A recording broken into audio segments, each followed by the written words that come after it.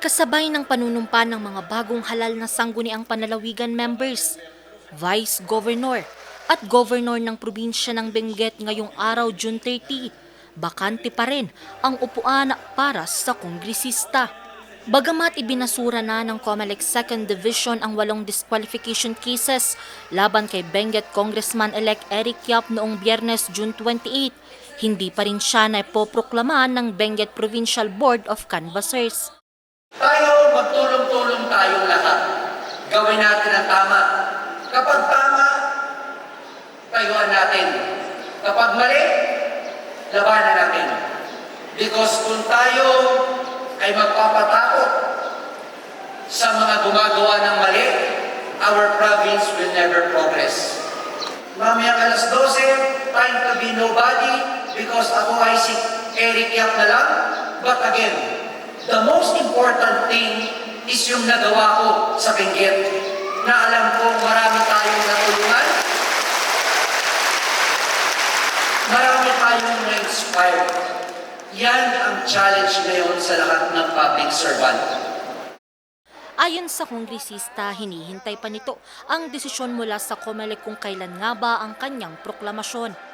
Nakikita ko naman sa COMELEC, ginagawa nila lahat ng makakaya nila para mapa-fast track lahat ng mga cases nila. Kasi hindi lang Benguet ang may kaso, buong Pilipinas po marami. So inaantay lang po natin. Nagpapasalamat tayo dahil na-lift yung suspension ng proclamation.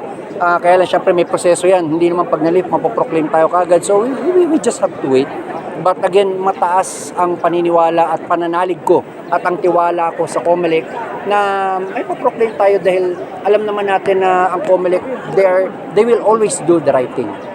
Sa ngayon, patuloy pa rin naman ang paglilingkod niya sa bayan kasama ang mga bagong halal na mga opisyal ng probinsya.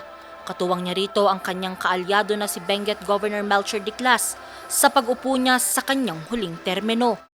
Of course, ang priority pa rin natin is health, tapos yung livelihood, of course, agriculture and mining. So lahat yung mga ginagawa natin, tuloy-tuloy yan. But we'll be concentrating on finishing all the projects na matatapos siya by 27 para magamit siya by 2028. So yun yung tinitingnan natin na dapat na matapos lahat yung mga projects. We will continue with that. Ang maganda because nakita natin yung mga failures and flaws ng board member tayo ngayon. Medyo i-level up natin. Then of course, titingnan natin kung ano pa yung talagang kailangan ng ating mga kakailian sa Benguet. Sinubukan ng news team na kunan ng panig ang COMELEC Benguet pero wala pa silang pahayag dito.